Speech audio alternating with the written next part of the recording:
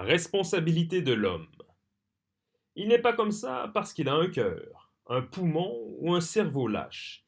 Il n'est pas comme ça à partir d'une organisation psychologique, mais il est comme ça parce qu'il s'est construit comme lâche par ses actes.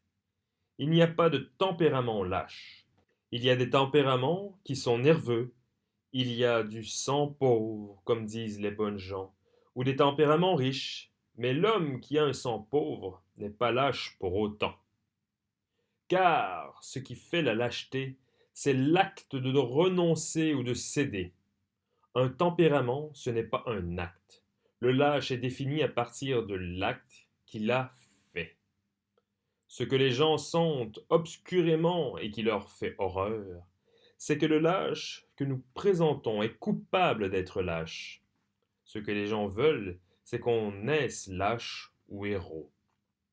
Un des reproches qu'on fait le plus souvent au chemin de la liberté se formule ainsi. Mais enfin, ces gens qui sont si veulent, comment en ferez-vous des héros? Cette objection prête plutôt à rire, car elle suppose que les gens naissent héros. Et au fond, c'est ce que les gens souhaitent penser. Si vous naissiez lâche, vous seriez parfaitement tranquille. Vous n'y pouvez rien, vous serez lâche toute votre vie, quoi que vous fassiez. Si vous naissez héros, vous serez aussi parfaitement tranquille, vous serez héros toute votre vie. Vous boirez comme un héros, vous mangerez comme un héros. Ce que dit l'existentialiste, c'est que le lâche se fait lâche, que le héros se fait héros.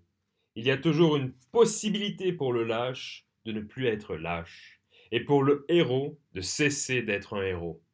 Ce qui compte, c'est l'engagement total. Ce n'est pas un cas particulier, une action particulière qui vous engage totalement.